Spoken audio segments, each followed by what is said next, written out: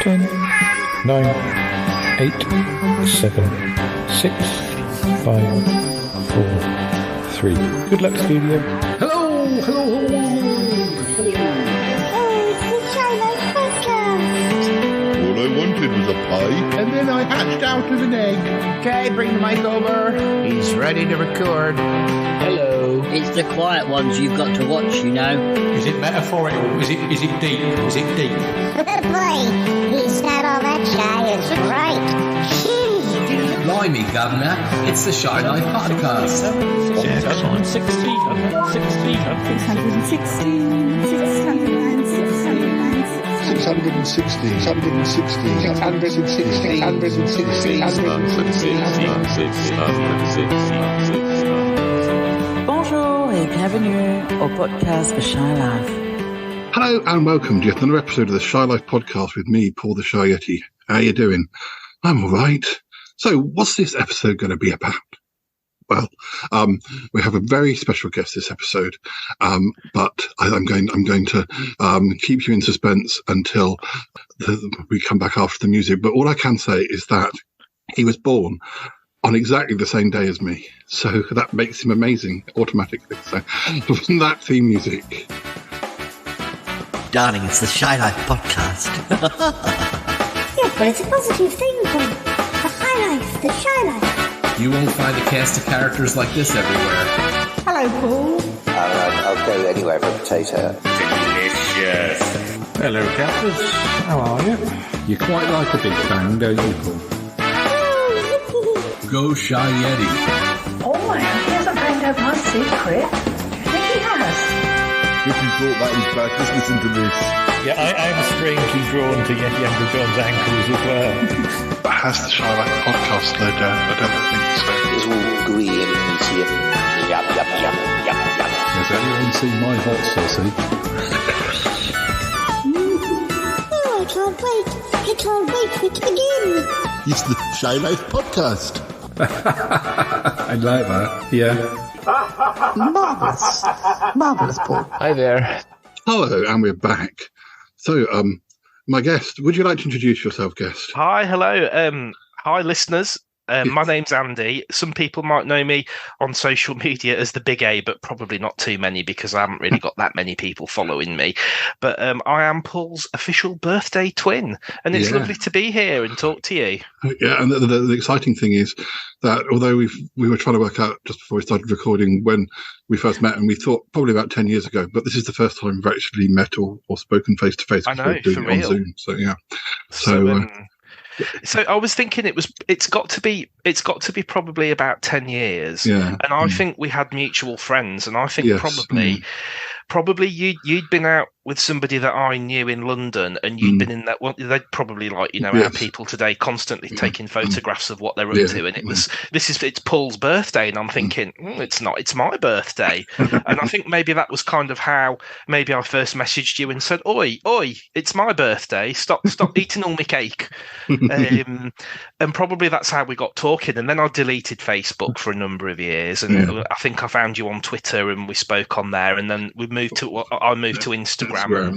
Kind of got into that, and I can remember there was probably one year, I think, did you go to Italy for a birthday one? Yeah, yes, because I love Italy, but I definitely went for my 40th to Florence, which was probably around the time that we first started talking, but also Venice on my birthday quite a few times. Venice, that was it. I remember you were in Venice one year, and I think I might have been away, and I think we had a little comment, we're both in separate countries, and neither of us is in the UK, and it's our birthday. So for all those belated happy birthday, Paul. Happy birthday to you too.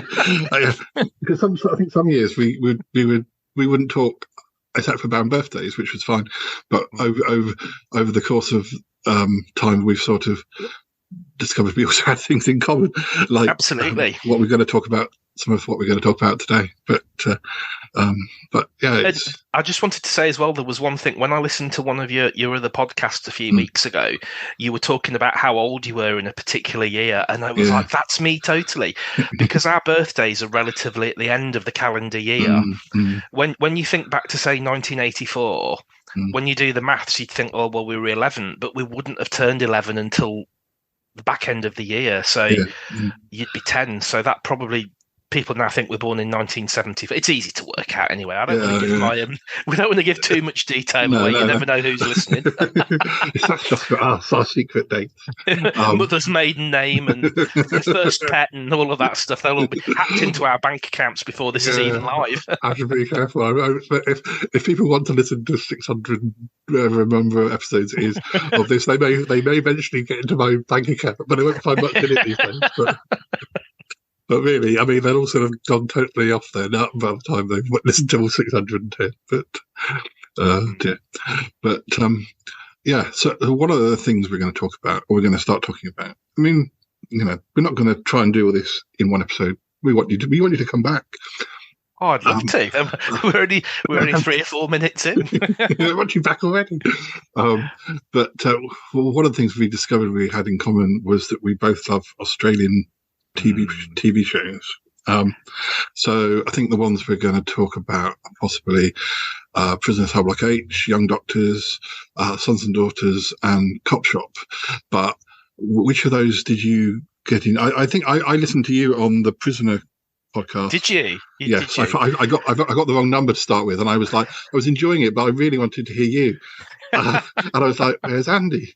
Then I looked back, and I think you sent me a screen grab of one you were listening to, and then you said, "This is the one." And then I realised I looked at the picture, and that wasn't what I got the wrong one, so I had to go and download another one. And then I was like, "There's Andy. That's right." Bit of cross promotion going on there. So it's episode 60 that I'm on, and they've asked me to do another one. So hopefully I'll be recording that in the not too far off future.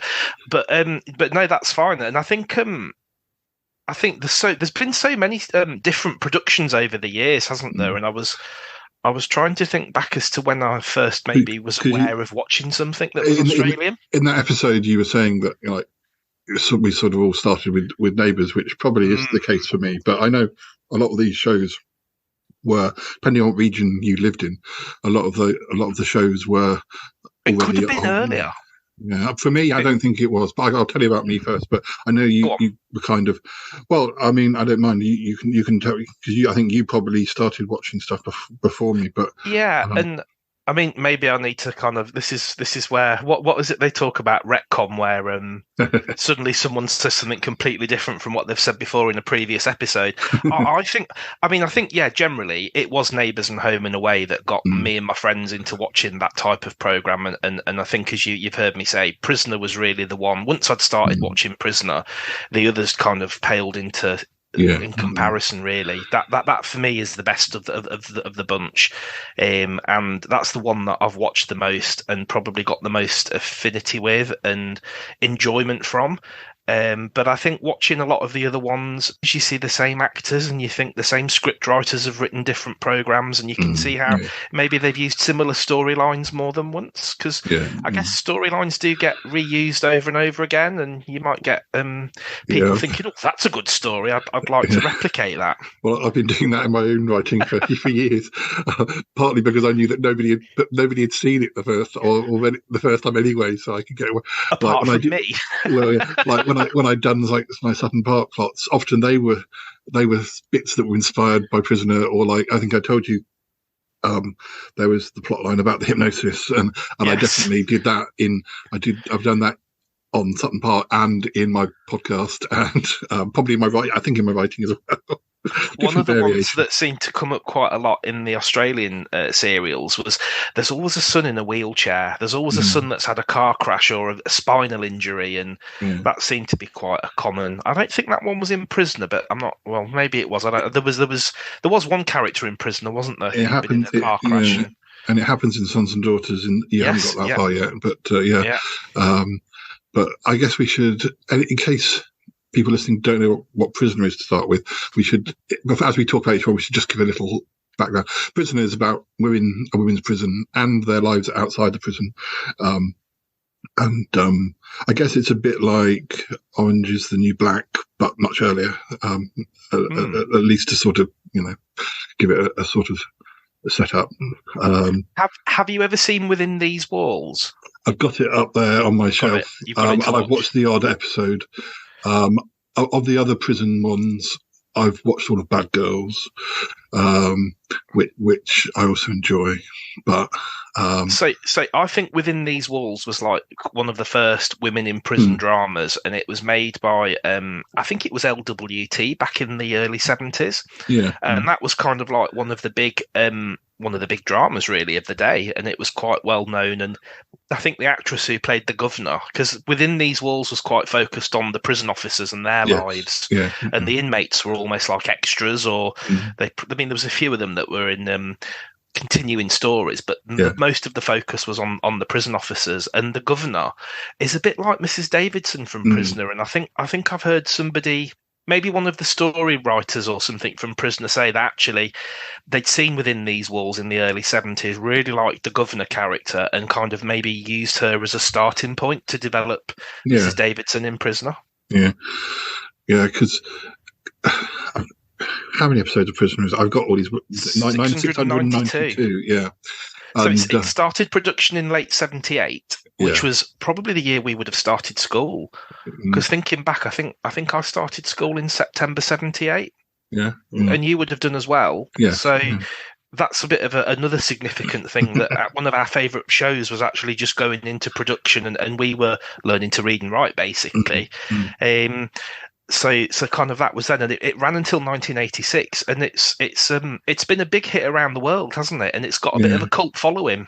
Yeah, and when I got into it, which was probably about 91 or 92, they were on about the 1981 episodes. I was in TVS, right, and I think they were one of the last ones to or they were much slower. Because by the time I went to university in Birmingham, Central had already shown it and were doing that thing of repeating it again, or starting from the start. And that's actually, and again, because we're the same age, you'd come to Birmingham, which was the region I grew up in, and I'd left and gone up to the northeast, so I was in Tyne Tees at that point, and they were, I think, on about the 1984 episodes. I seem to remember the you referenced the psychologist, the kind of hypnosis. I seem to remember those episodes with Dr. Edmonds and Cass and Pixie being some of the first ones that I saw when I got up to the northeast on Tyne Tees. Well, because I because of liking Doctor Who, I had loads and loads of pen friends when I was in sixth form. Some of them overseas, some of them in the UK, and some of them became actual friends and ended up in Sutton Park. But the ones who lived in different areas, I would ask if they would video Prisoner wherever they were, so I could see a little bit ahead, because I was or if I went to visit them, I'd be like, do you mind if I stay up and just watch Prisoner for bed? I remember going to Blackpool on a family holiday, and shocking my whole family by demanding that rather than us going out, I wanted to stay in and watch Prisoner, because you could get Granada and HTV. So there were two episodes, and I think they were on different nights. And it was like, come on, we need to. And it's like, no, I want to stay in and watch this, because Granada are like 3 years behind Central, and HTV are even further behind. So, I've really got, and that seemed to be the thing then. The different regions did have a lot more variation in what they showed, didn't they? Yeah. And actually, TVS never finished showing Prisoner. My mum would video it for me when I was at uni, and then whenever it was that Channel 5 came along, and it went off, it just went off, and so I had quite a break. And then when Channel 5 came, I didn't have Channel 5. I was living in Surrey, and we didn't have Channel 5. Or I didn't really have good reception anyway in the house I was living in Camberley. But my friend Nick, who was still in Salisbury, I said to him, I sort of kept an eye on the TV listings and sort of said to him, when it gets to the point where I stopped watching it, can you pick it up for the last year or so? And he did, and he and his girlfriend got totally obsessed with it as well that last year. But I think Channel 5 showed it at a ridiculous time in the morning or something. It was definitely I don't even know if that was breaking the law back then, but it was something that you had to VCR it, didn't you? Yeah, well, you're allowed. I mean, you're allowed to record for personal use. Yeah, but he said, every 2 weeks, the tape would wake him up because it would get to the end and whiz back very loudly, and he had a very shaky video recorder. But it's a different world. It's a different world now, isn't it? Where you can just stream stuff. And I actually bought Prisoner on DVD when it was released in Australia. In the mid 2000s when they started releasing it. And I mean, obviously now I can just think, right, I want to watch episode 453, and I can just go up and put the DVD in, and there it is. But I can really remember seeing it on Central, watching it on Anglia as well, with some not very good reception there, but we could it was just kind of just about watchable. But then when it ended, feeling quite, oh right, that's it, gone now, it's finished, it's over, and kind of feeling, will it ever come back? Will it ever be shown again? And kind of thinking, I really enjoyed it, and now it's kind of like, it was almost like somebody'd been to visit you and then they'd left. I think it wasn't until 2002 or 3 that I saw the very last episodes, and I had a last tape that Nick had done, and I think I was due to be coming out in the evening, but I had the afternoon free. And I thought, I'm going to watch. If I can't just watch it, just sitting there with a cup of tea. I had some. It must have been early in the year or something. I had some brandy in the house, so I thought I'm going to have brandy coffee whilst I'm watching it. Oh, lovely! And by the time the last episode, when what happens to the freak happens, I was shouting at the screen like, "Yeah, that's you right." So just for listeners who might not know, the freak is one of the prison officers, but she's not actually in it when it first starts, and I think she came in maybe halfway through, but really became the main character, really, didn't she, towards the kind of second half of the series. But she was an exceptional character, and I've got memories of being quite and we were a lot younger then, being quite not flabbergasted but quite astounded by some of the things she did, and some of the lines that they gave her were quite, oh wow, that's quite it's almost sensational that she's done that or said that. Or one that really sticks in my memory is where the prisoners are complaining, and I think they've barricaded themselves in the recreation room, so they're on some kind of protest, so her response is to go down to the boiler room, whack the heating up to full, and then breaks the key in the door. And one of the other officers says something like, "Can't we call a locksmith? Those women all melt in there." And she's like, "That'll cost too much. Let's leave it. If they want to sit there, just let them sweat it out." And it was just horrendous, to do that to people, but kind of quite funny as well. Yeah. Do you remember what the first episode was and why you turned it on? So, I do remember the first episode I ever saw, and it's quite even now when I kind of watch it, I do get a bit of goosebumps because you think it's so many years ago. It was in the school summer holidays, and I think it was 1988. And it was the first ever episode opens with Chrissy with her baby and Mick, her boyfriend, and she's basically saying, "I ain't taking that baby back into that baby home. You can come with me, or you can stay here, but she's not going back into a prison." And I just remember thinking, gosh, what's this? Because obviously Chrissy's a British character. Yeah. So to be watching an Australian programme and the first voice you hear is an English voice was a bit, what's this? So that kind of got my interest. Yeah. And it's also the episode where, the prisoners were always going on strike, but it's the one where they go on strike because I think Queen Bee, who was the leader of the prisoners, she was wanting to do a Braille machine project. Oh yeah. I think the officers are saying it'll be too much trouble, so we won't do it. And she kind of puts them all out on strike, and she just storms into the laundry and says, "That's it, girls, down tools, we're on strike." and it really hooked me right almost from those first couple of scenes. And I think that's something like episode 194, 193 or something. So Prisoner had already had quite a run before I saw it. Yeah, it had with me, and I was a little bit after you, but I didn't even realise I was watching Prisoner when I was watching, because it was scenes outside. It was when Vera, who was one of the head warders, she was being kidnapped, she was being held hostage in a warehouse. And there was so not many scenes in that episode, or in the bit I watched anyway, what was set in the prison. So I thought, well, what's this? This is exciting.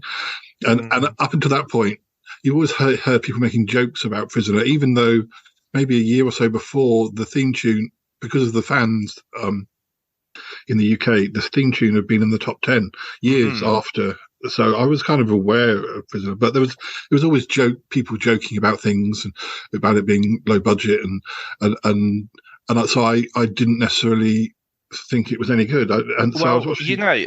I've always had a bit of a problem with that, Paul. And watching it now, people talk about the walls are wobbly and people are looking at the wrong camera, and that's nonsense. I don't know where that whole cultural understanding of Prisoners come from, but it's not true. The walls didn't wobble. Occasionally, there might have been a kind of a vibration. Very occasionally. I mean, going briefly off the point, but there's a American soap called Dark Shadows, which is all about, well, it's just started off as a sort of gothic mansion type soap, but it ended up with werewolves and vampires and became really, really big. And I always kind of wish that, what a shame that Crossroads didn't become our Dark Shadows. We could have had vampires in Crossroads. It would have been great. But the reason I started watching Dark Shadows was partly because I heard about the wobbly sets and people wandering on camera, not knowing that they were on shot, and that was great. But then I also got totally obsessed with the fact that it's such a different to any other soap that I've ever seen. I remember I got a DVD about ATV, which was the ITV company that was in the Midlands before Central, and they made Crossroads, obviously. And I think there is a connection between, I think maybe Reg Grundy or Reg Watson or something left Britain and went to Australia, and he was kind of responsible for. And I think maybe that's where the thing about the son in the wheelchair having the accident comes from, because I'm sure there was a character in Crossroads that was a disabled guy. I remember seeing there was a thing, there was a classic character where there was a bit of I think she was the woman who was the cleaner. And I think for people who are familiar with Victoria Wood's work and Acorn Antiques, you had the character who was Mrs. Overall, the cleaner. And that was a bit of a pastiche of those bad soap operas, wasn't it? And there was this famous scene where they kind of got the action and the woman who was the cleaner was stood there and she put the vacuum on. And she was vacuuming this carpet, and they were like, we're going to have to cut because nobody can hear what the actors are saying. Can you turn that vacuum off? So take two, vacuum goes on again, and it's like, what's this? You're like, we can't hear people talking. Why have you got the vacuum? And she pipes at them and says, but the script says I'm hoovering in the background. And it was obviously hovering in the background. So there we go. A little bit of an anecdote there. Well, somebody was telling me about, because there's obviously been a bit of a resurgence because of the Nolly documentary about Noel Gordon. Yes. And there's been a big, massive box set of episodes which I haven't had the money to buy, but one of my friends has bought it and was saying that there are things where characters do their line and the next person's line, and then the next person is like, it says it again, and that happens on Acorn Antiques so much. You can see it's exactly authentic. So people having watched Acorn Antiques and having a bit of humour and how badly it's made, and that's the whole point of it. I think maybe that got attached to Prisoner as well, and I think that's a bit unfair because it wasn't that badly done, and I think it was quite okay. It was low budget, but it wasn't quite as bad as people seem to remember it as. No, not at all. I was really surprised. I've sort of been slowly working my way through Dynasty recently, and I think Dynasty could benefit from being half an hour episodes because there are episodes that are very sort of not slow. A lot happens. Yeah, not a lot happens. Which is why I think Sons and Daughters is so good, because it has to cliffhanger next 20 minutes sort of thing. But I'm also surprised. I don't know if it's because of the sort of the way TVs or the width of TVs or whatever, but the amount of boom mics that I saw in some of the seasons of Dynasty, which I don't think people noticed at the time. So it might be to do with now seeing on DVD, you're getting to see the fuller picture than you might have seen on your TV back at the time. But yeah, I think it was one of those ones you can kind of like see they kind of have to jolt the camera because the kind of the mic's in shot, and probably maybe that's why people have this thing about jerky cameras and wobbly sets, because there was perhaps some camera movements that they didn't. But you mentioned Sons and Daughters there, and I suppose that really was one of the first one of the first Australian programs that I remember. I think it got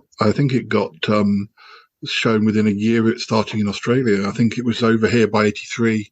Yeah, I did a bit of research. I've made some notes because there's nothing like forgetting things when you want to talk about them. But it was February 1983 when it started on Central. I don't know about the other ITV regions, but and the Young Doctors was Mondays and Tuesdays, and Sons and Daughters was Wednesday, Thursday, Friday each week.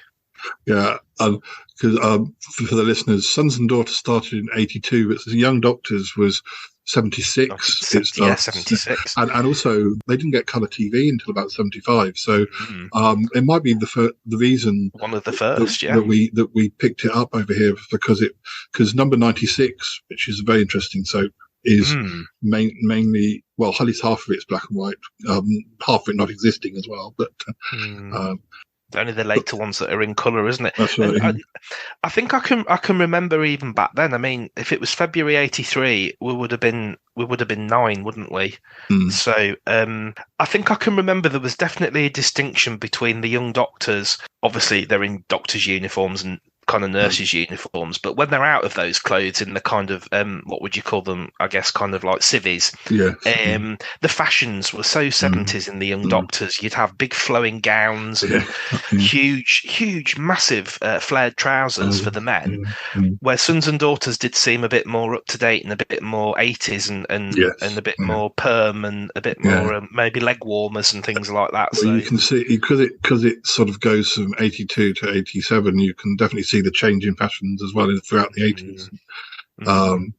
But going briefly back to the first time I saw Prisoner, I definitely got to the end of that episode, and then the titles came up, and I was like, "That's Prisoner," and that's like amazing.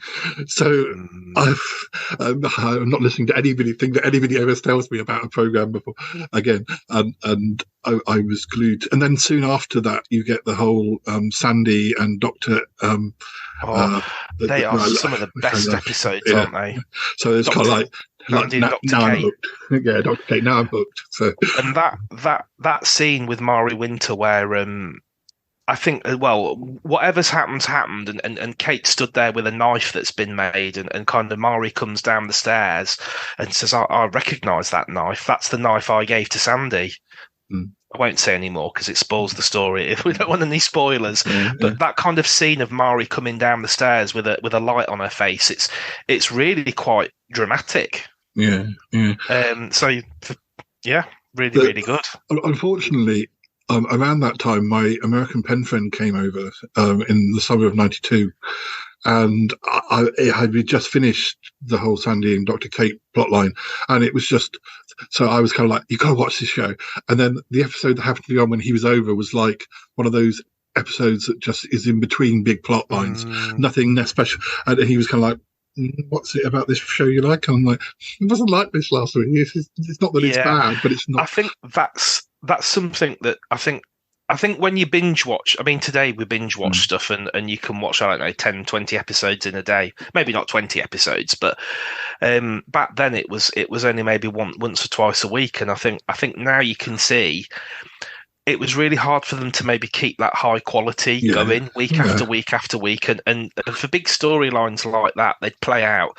They probably would need a couple of weeks of They didn't know that low key. They didn't know Patrick was going to come over from America in 1992 and watch that episode. So they were like, "Oh, I'm sorry." But I want to come back to Prisoner and stuff. But but with Sons and Daughters, the first episode I saw, I was in about 1990. It's actually mentioned in my I found my 1990 diary recently, which is like the only year I ever kept a diary. Wow. But we were in Portugal and I got sunburned at a splash park. And I saw my first ever episode of Space 1999 and my first ever episode of Sons and Daughters when I was lying on the sofa not feeling very well in the summer, in the sort of summer of 1990. Yeah, in Portugal. And was it translated or did they have subtitles? I think it must have been subtitles. And I went back home and found out that Sons and Daughters was on in TVS and started watching it from about 1990 till 92 when it finished. I came in about season 5, which was about 1985 episodes. So I had about 2 years worth of episodes to watch. But. See, for me, my memories of Sons and Daughters and The Young Doctors run side by side because they were shown on different days at the same time. And I have vague memories of both of them from the start. But I think as we were saying a couple of weeks ago, Paul, when we decided to do this conversation, a lot of it's just distant memories, and I can remember who the characters are, but I didn't really remember the stories and the detail behind it all. Probably I remembered more from The Young Doctors. I think possibly because my granddad was quite poorly at that time and was actually in hospital. So we'd got quite a bit of hospital visiting.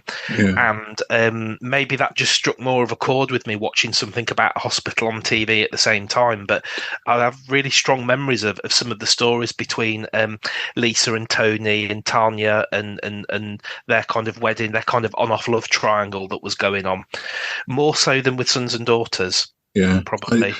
I think I started watching Young Doctors because I was watching Prisoner and Sons and Daughters and thought, well, may as well do the Triumvirate.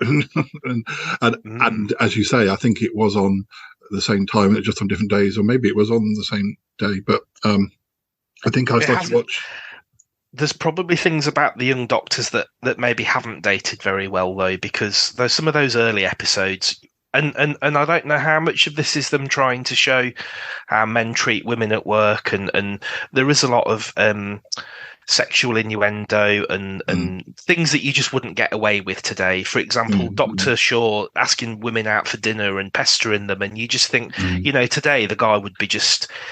He'd be with kind of cancel culture. It would be all over social media that this doctor's been making inappropriate comments, and it was almost like back then it was almost like part of the story. But I do think sometimes there's a bit of a actually this isn't acceptable, him saying this, and he's crossed the line, and some of the nurses would stand up to him and say, no, that's not right, and so there is this little bit of maybe women's emancipation maybe coming in, or perhaps trying to kind of show that women had the right not to be spoken like to that at work. A little bit.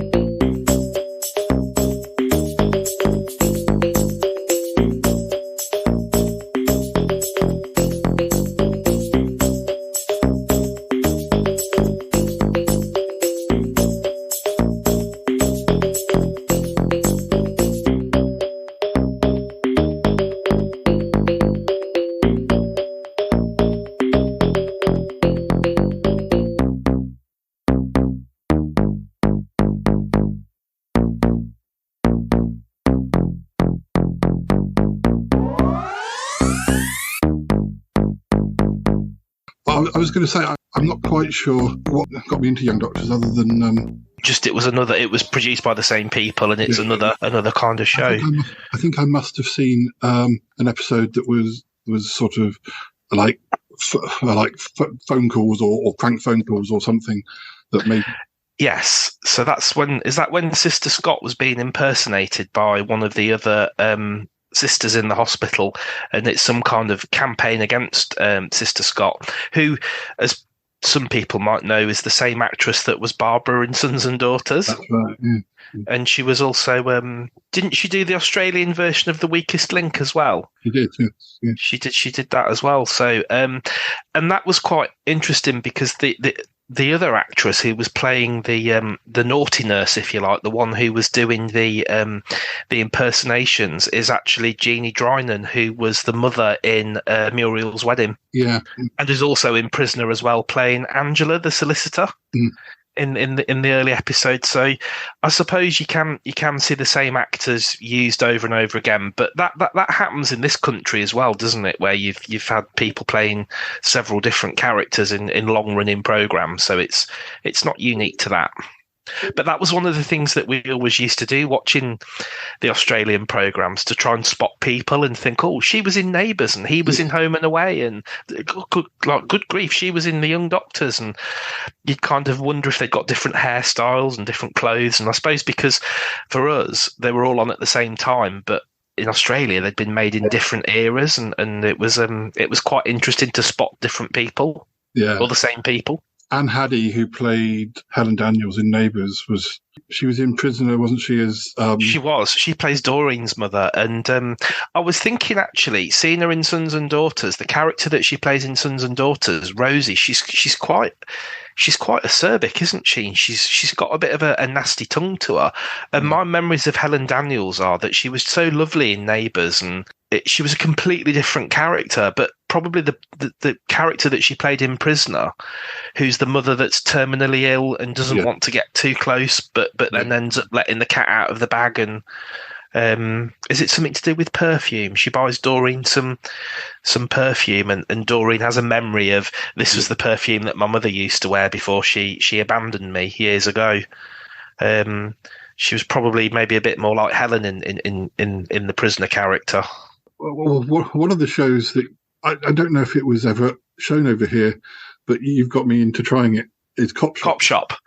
Yeah. Wow, I love Cop Shop. I didn't think I would, but it's better than, I suppose, because it's a police-based drama, and I suppose not many people outside of Australia would even know about Cop Shop, but it was made by Crawfords, who made some of the other Australian serials, and it started, I think, in 1977.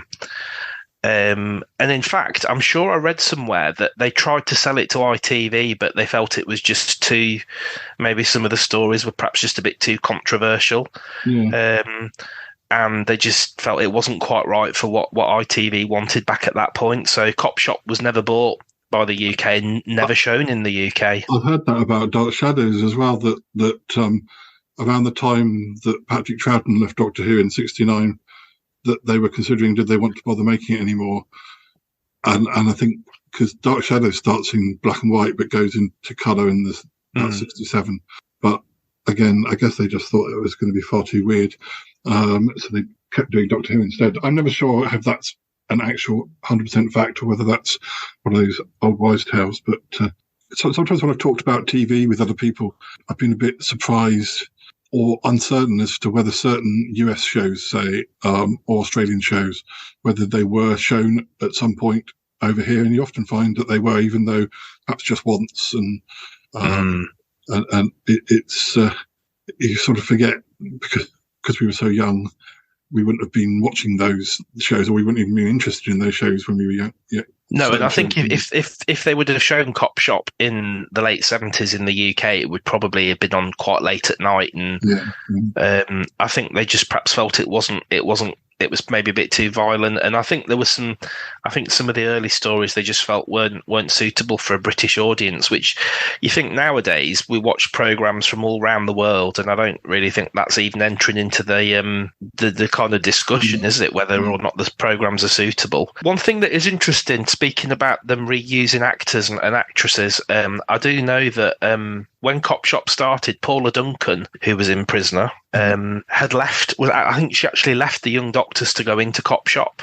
I think she was headhunted or whatever the phrase is. Yeah. And it's interesting because one of the other actors from Cop Shop was also in the Young Doctors at the same time, and you could almost see both of them must have left one show to go into another one, which I thought was quite interesting. And it was Peter Adams, and he ended up being in Prisoner as well, much later on, towards the end. And it's interesting to note that Cop Shop was produced by Murray Trevor, who was a Prisoner producer. And once Mari had taken over on Prisoner, Cop Shop had ended production in Australia. There are a number of the actors that were in Cop Shop suddenly started appearing in Prisoner. So I wonder if maybe she'd worked with them, she liked them, she felt there was a role that's kind of suitable for them. That happened with Young Doctors, didn't it, as well, with people from Young Doctors going into Prisoner. Yes, because I think you've got Babs McMillan that played Cass. She went from Young Doctors into Prisoner, didn't she? As did, obviously, the big one is Judy McBurney, isn't it, that played Tanya Livingston. And then she married Pixie Mason. And is it Pixie Mason's father who's played by Ian Smith? Yes, and he's a vicar, isn't he? She's in for bigamy, isn't she? Because she can't. She loved getting married, but she couldn't face divorce. So I think she'd married about 5 or 6 men in the end. Yeah, bigamy and fraud. When her father comes in, to try and explain this complicated thing to the listeners, Ian Smith played Ted. Ted Douglas, yes. Ted Douglas, the man from the Ministry in the early years of the show, but then got found out and stopped being in it. But he was also a script editor and writer. And but I guess they just needed Pixie to have a father, so he comes back as playing a reverend in that a couple of episodes.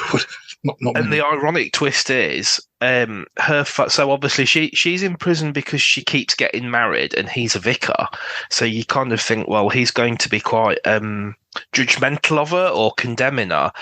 He's left his wife to have an affair with a younger woman, and that's what he's basically come into the prison to tell her, isn't it? That by the way, I've left your mother for a younger woman. And you just think, well, he's a vicar and he's done that, and he's condemning her for all these weddings, and it's just a bit it's unusual, isn't it? It's a bit of a plot twist for her, I think. Yeah.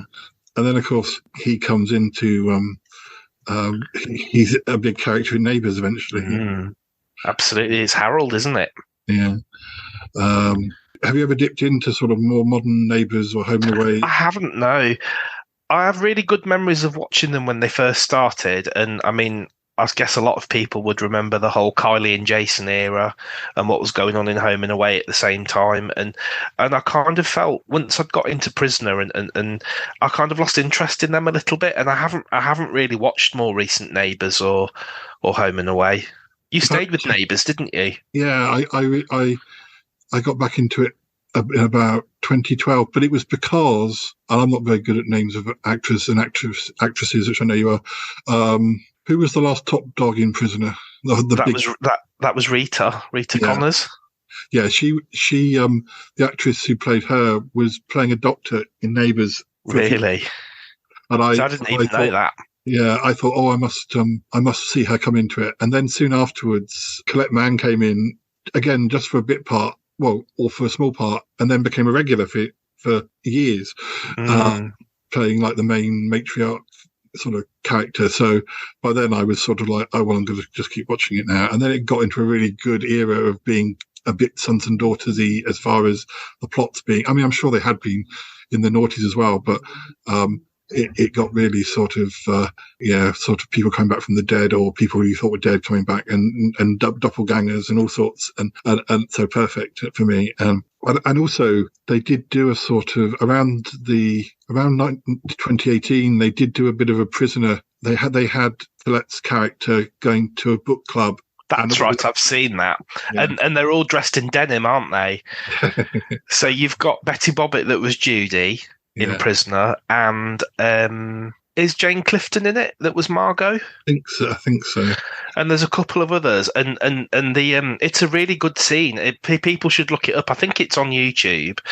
It's kind of like Neighbours Prisoner Reunion or something. If you Google that on YouTube, or you search for that on YouTube rather, and it's quite well written. And they used some of. I think one of them uses the line, "He used to give me roses," which is obviously the theme tune to Prisoner, isn't it? One of the kind of maybe like the first line of the song.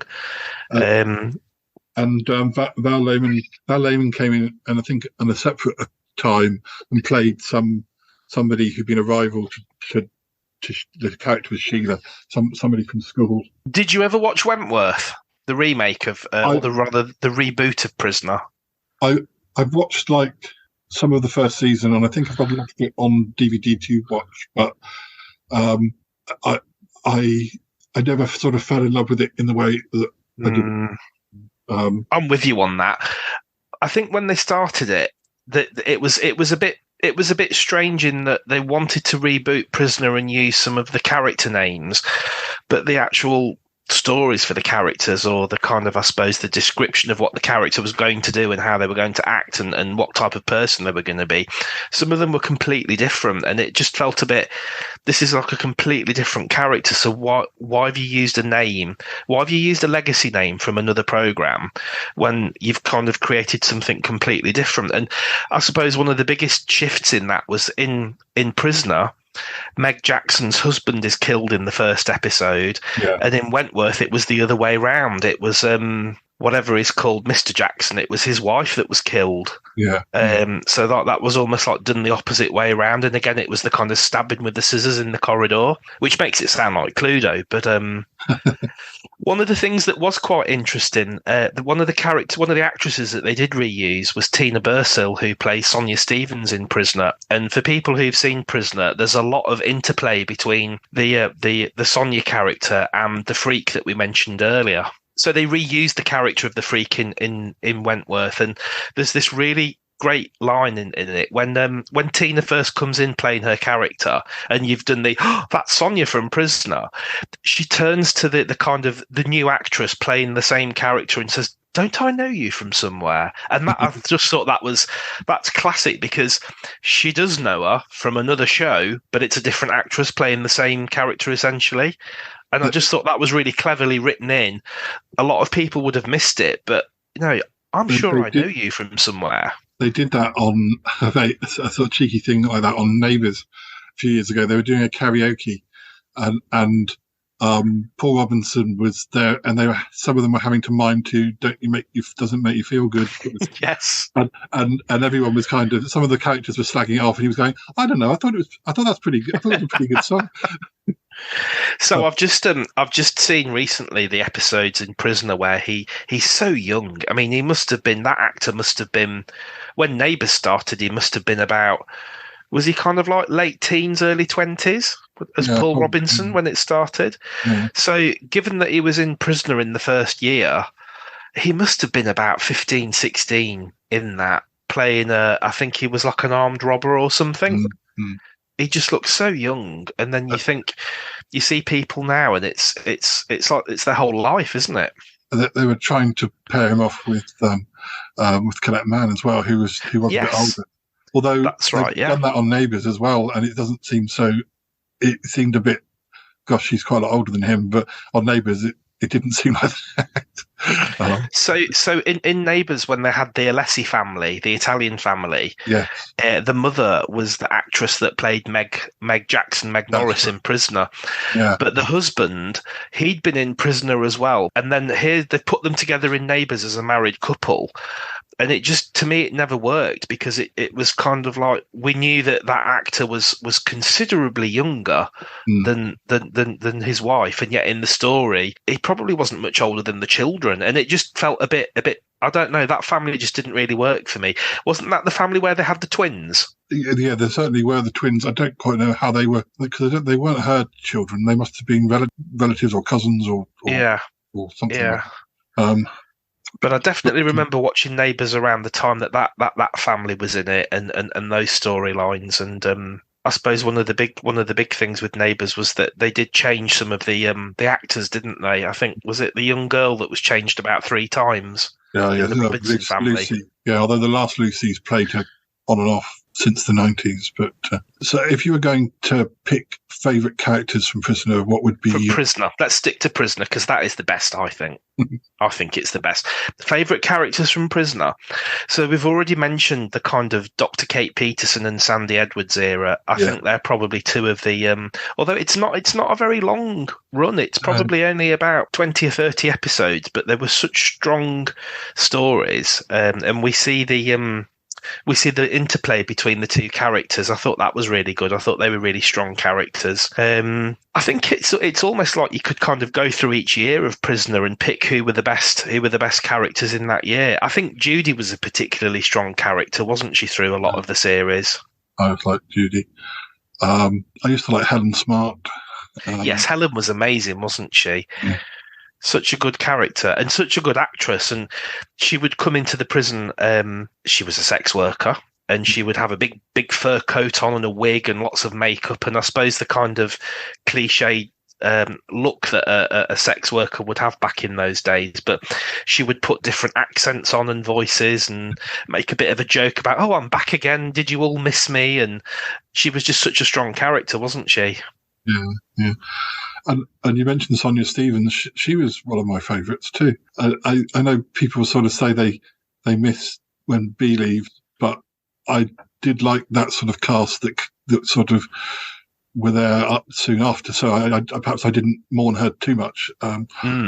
It's a very strong cast, isn't it? With Minnie and Cass and Pixie and Judy and I always did like Meg and stuff, and didn't have to be the baddie. So some of you need to like some goodies as well. So in I think it's the 1985 season, if you like, of Prisoner, a lot of the actors did leave, didn't they? And they had a bit of a cast re-overhaul. And for people who perhaps don't know, they brought in maybe 5 or 6 different fresh characters, transferred them from another prison, didn't they? And this is actually in the series where there's a conclusion to Bea's storyline, because Bea had been transferred to that other prison, and I think they've had a riot, and I think she'd actually died in the riot. So those prisoners now turn up at Wentworth Prison, and they're known as like the Barnhurst 5 or the Barnhurst 6 or something. And for a lot of the fans, they kind of feel that's maybe when the show started to tail off a little bit in terms of quality. And I know there has been a lot of criticism about, well, the characters didn't work and maybe some of the actors weren't quite so good, and it was a bit of a shift. I think maybe they got new prison uniforms as well at the same time, and I think maybe the incidental music changed a bit. I think maybe they got some new records to kind of play in the background. And I watched those episodes last year to kind of see, are they as bad as kind of people say, and as bad as I remember them? And I actually found that whole era a lot better than I remembered it. For example, you've got those great episodes with The Siege, where the woman who's the gangster's wife, can you remember what she was called? No, but I know who you mean. Those are some really good episodes. And they have terrorists break in, don't they? And is it like Myra has to make a decision who's going to be shot next? Yeah. And she says something like, "I'm going to give you a 1-minute deadline. You have to name the next hostage that we will shoot." And it's like, how would you even decide that? Mm-hmm. Yeah, that was really good. And obviously, one of the Barnhurst characters is Jackie Woodburn, who was Susan in Neighbours for all those years, wasn't she? And I did actually watch the last episode of Neighbours. Yeah. Because that was kind of from Susan's perspective, wasn't it? I thought that was quite good. I think it's sort of... I don't think necessarily watching her in Prisoner, you'd have realised that she was going to become like the Queen of Soaps. She sort of wasn't quite full. She wasn't quite at her peak at that. No. Neighbours was her a bit like the actress who played Daphne who then went on to being Home and Away for all those years, being the second Pippa. That's right, yeah. Who I think, is her surname Lawrence? I've forgotten what her first name. Is it Deborah Lawrence? Deborah Lawrence, yeah. Who's like been like a really well respected actor, and as you say, in Prisoner, she's perhaps. It was an interesting character, Daphne, wasn't it? I think she didn't she have premenstrual syndrome, and I think they were trying to show that one minute she was quite happy, and then the next minute she would just become quite distressed and cry, and obviously had got quite severe mood swings, and I suppose that was their way of kind of trying to show that in the story. She had a couple of guest spots on Neighbours as Susan's sister. Right. So they got interesting that they brought them back together. Yeah. And I think this was something that we when we were chatting before, Paul, we noticed, didn't we, that I think I would be watching an episode of The Young Doctors where they'd put there's two actors that they'd put together, like a young girl and a young boy. In fact, it's in The Young Doctors, it's Roger, the lad who's had the spinal injury, and he's in the hospital, and he can't feel his legs, and he doesn't know what's going to happen. And his girlfriend, that same actor and actress were then paired off again in Prisoner. Yeah. And played a couple in that, didn't they? It was Paddy and Andy. Yeah, and the Paddy actress was in Sons and Daughters around the time I was trying to encourage you to start watching, which you've now started watching. So, I mean, and back to Jackie Woodburn, because for people who don't realise, that might have even watched Sons and Daughters and be familiar with some of the characters, Sons and Daughters starts back in 1962, doesn't it? Where you have a flashback to a very young couple who are arriving at Fiona's boarding house, and the woman's pregnant and about to have a baby, and that's actually Jackie Woodburn playing that role. Yeah. So you think she ended up kind of being the main matriarch figure, if you like, in Neighbours, or rather one of the long-running ones. And there she is back in 1982 playing a young scared pregnant girl. Hadn't she been in Young Doctors in about 80 or 81? Something like that, yeah. But I can't really remember. I think I might have seen a clip of one of those episodes where she's in Young Doctors, but I don't really remember that so much. But I've got to say, watching Sons and Daughters from the start, I'm really impressed with it. Yeah. I think they've got a really good cast, obviously, really quite strong. And it's one of those ones where you can almost see every so often they just inject another twist in the story, and then you've got the next focus of the stories maybe somewhere else. I like the way that they have obviously brought the story. Obviously starts, as I said, with the Jackie Woodburn character being pregnant, but actually she gives birth to twins, and she takes the daughter she takes, and then leaves the boy. Yeah. So obviously years later they're reunited, and I liked how they did that kind of twist, because I think these two young people are drawn together and start to maybe have feelings for each other. Yeah. That's quite a meaty subject to kind of deal with, isn't it, in an afternoon soap? And the weird thing is that they did something very similar with Lucy and Glenn in Neighbours in the early 90s, and it got edited. And I just thought, well, they did that on Sons and Daughters, and nobody batted an eyelid. I saw the episode where. So John and Angela are the twins, aren't they? Yeah. And they obviously know that they're brother and sister now. But what's kind of started to happen is, I think maybe Angela's perhaps started dating a boy, and he started seeing kind of like a girl. They're intensely jealous, aren't they? Yeah. And I think what they've done quite well in terms of developing those characters is to show that jealousy and be honest what it's about. And I think there's a scene where they have to sit down with David, who's their father. Well, we think he's their father, and at this point, we believe he's their father. No spoilers, but they actually have to sit down with David and say, look, we can't. It's great that we've come back together, we kind of love each other as twins, but we can't live together because there's that attraction between us. And I just thought that's maybe a bit of a controversial story. And the fact that they decided that they can't live in the same city. One has to go to Sydney and one stays in Melbourne. I thought that was quite well done. The guy who plays the son has just turned up on Home and Away. Has he? Now, as somebody's father. And it's sort of, wow, yeah, the time has passed. There's been a few Prisoner people turn up on Home and Away as well. I think a Chrissy Latham actress turned up a year or so ago, playing someone's gran, and yeah. Wow. I do like watching. I'm glad that Neighbours is not gone. So will it come back on? Is it Amazon that are going to be showing it? Yeah. On the free channel. So that's interesting. Yeah. I'll maybe have to give that a bit of a watch when that starts up again. It will be like a good point to start again, because it will be a bit different, because it might be a whole load of new characters as well as some old ones, and I doubt they'll have everybody back. But I mean, of course, in those last episode, the last few years of Neighbours, we had Jane coming back as a regular character, and then she had a daughter who was very. I mean, it was certainly one of the most LGBT friendly soaps by the end. Home and Away, by comparison, seems very. Gosh, we're going to do a gay plot line.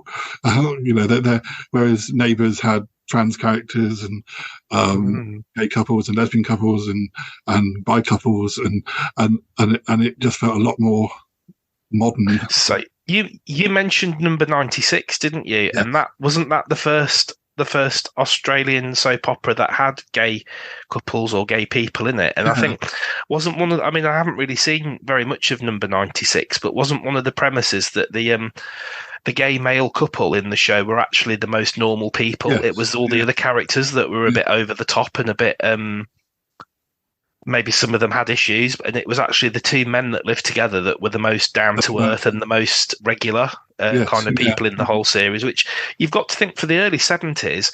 I can't imagine that being on mainstream TV in Britain. And I do wonder if maybe some of our fascination for some of these old Australian programs is that I think for us, or to me, it seemed that they were a bit more forward thinking than what was on TV in Britain. TV on Britain in the early 80s felt really old-fashioned and really, I suppose it perhaps with things like Brookside and EastEnders starting, some of the British soap operas, they were quite challenging. They were trying to change things, but prior to that, it did feel that a lot of British TV was quite traditional and perhaps had traditional values in it, and maybe the Australian programs were a bit more forward thinking. Well, having like a gay kiss on EastEnders in the guest deals, I'm sure it was really controversial at the time, wasn't it? But that was years after it happened in Australia. Absolutely. I mean, you'd got Frankie was the first gay female character in Prisoner, wasn't it? And you know, we'd seen her kiss Karen and stuff, and that had been back in 1979. So, and I don't know whether that did cause any controversy but I don't know. It's very strange because perhaps some of the attitudes were different. You have that sort of macho image of Australia, and yet they're sort of ahead of their time in many areas. Well, I think Dee Dee says it's time to go. Is it time to go, Dales? I guess so. And it's been great talking to you. It's been great talking to you as well. And we'll have to get you back, and we'll do some more talking about Australian TV or anything else we fancy talking about. Absolutely. I'd love to come back again. Thank you for having me, Paul. And we usually say goodbye, but then we just natter a little bit before we go. So we'll say goodbye, but we might think of something to talk about very briefly before we say goodbye. So definitely. Okay, Dales, say goodbye. Wave your paw. Dales is waving. All right, Andy, I'll speak to you again soon. Bye for now. Bye.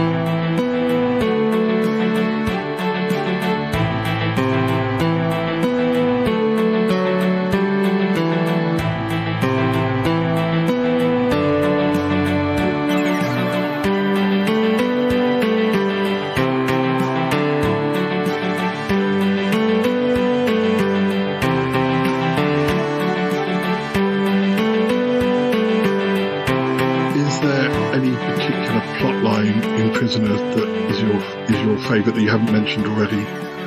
Oh, one that really, the big. Well, were you going to say the big fire? I was going to say, what about one of the fires? So good. That is so, and it builds up, doesn't it?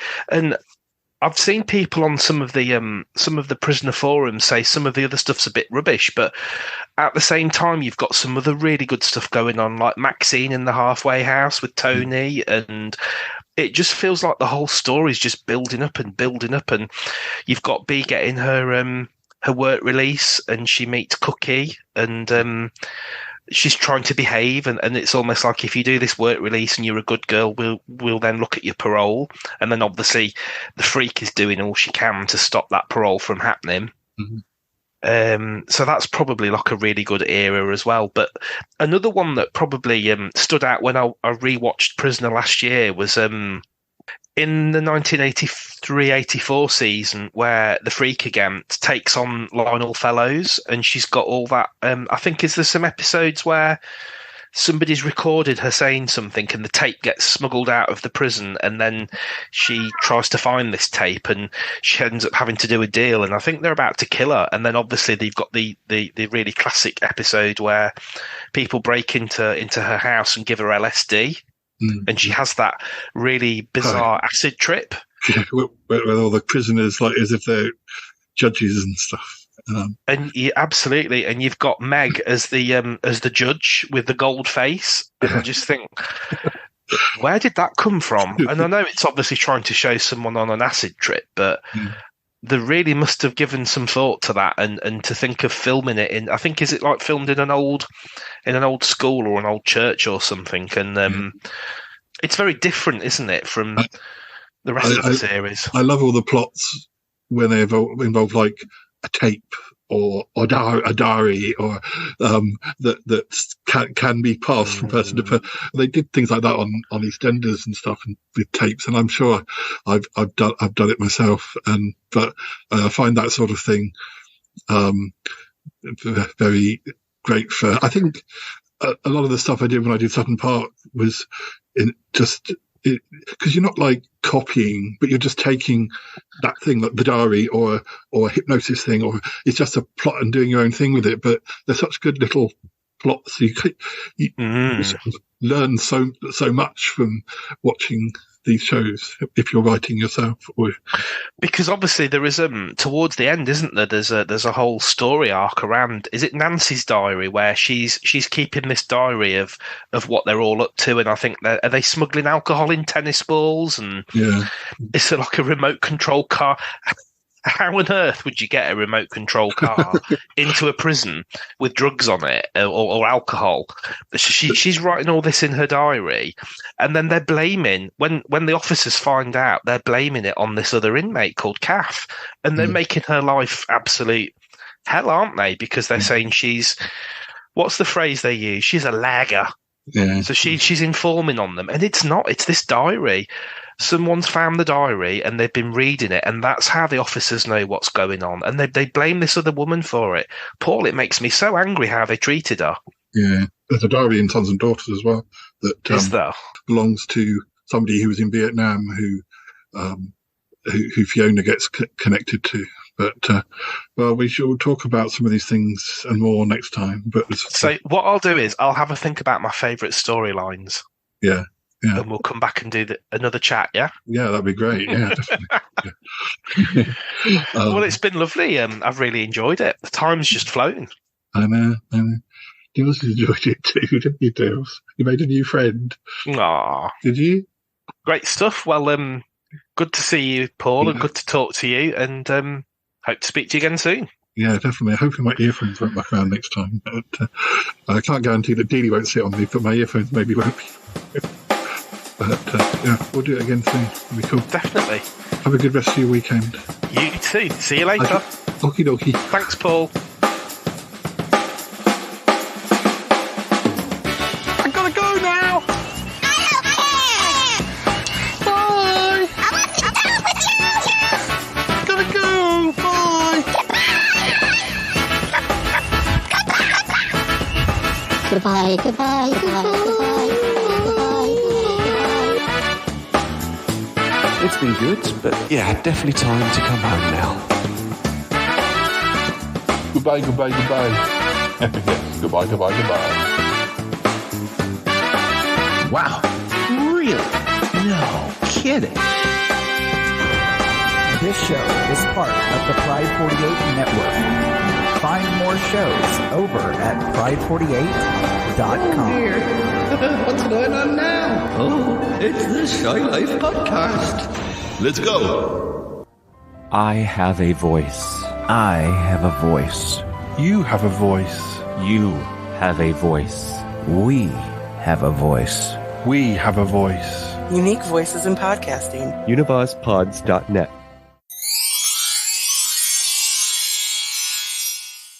We're going to get cut off. Are you okay to go out and come back in again? Yeah. Definitely, yeah. We might as well stop rather than let them cut us off, and then we've got 1 minute and 30 seconds. So I'll end it and I'll come back in. Cool. See you in a minute. See you in a minute. Can you hear me? Back again. Part 2. I'm going to have to. My earphone's gone again. Can you hear me? Yeah, I can hear you fine. Yeah, can you hear me okay? It just seems to be coming through not through the. I might have to change it again. I can hear you, but it's coming. It's not coming through the earphones. Do some speaking. I shall do some talking. So, I could talk about lots of different things, and just to see if that's working. Because is it coming through okay now? It's one of the challenges, isn't it, of doing podcasts, I guess, recordings, Teams meetings, video chats, that sometimes there can be problems with the technology. Sometimes it lets you down, sometimes it's working okay, sometimes you have to just keep kind of going on, and sometimes, as I keep saying at work, pull it out, push it back in. There's Dealey. Yes, hi Deals. Hello. You're half asleep. Yes. Ah, hello. I might have to go out and come back in again, I'm afraid. Okay, right, cool. So, should we hang up and start again? Yeah, sorry. Right, that's fine. It's fine. Back in a sec. See you in a minute. In a sec. Can you hear me? Do you want me to I can hear you fine. It's whether you can hear me. Doesn't help having a big cat sat on me.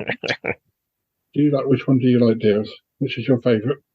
Because they're sons and daughters. You see more of sons and daughters, to be honest, don't you, Dan? Yeah. Right. Your dog doesn't climb over you in your podcast, does it? No, she runs off upstairs and likes to sleep on the bed. Deals. I can't see now. You can just sit down so I can see Andy, please. Yeah. That's better. Can you hear okay now? That's better. There's a paw. What's that? Where's that paw come from? That's a high five. What's that paw come from?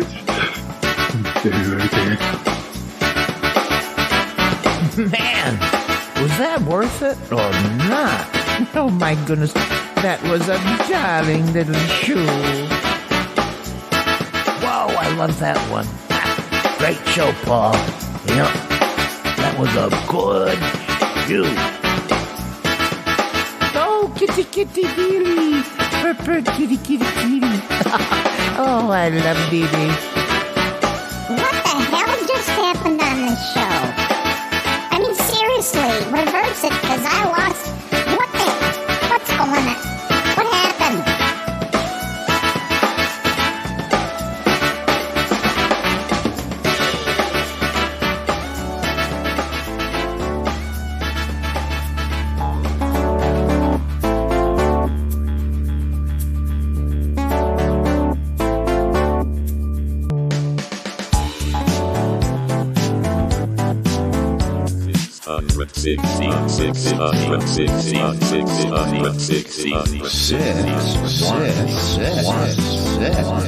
that? 616.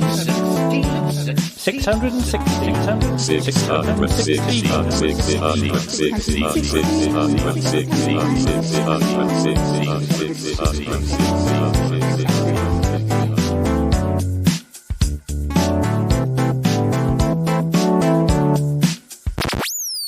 This is just the weirdest thing I've ever heard.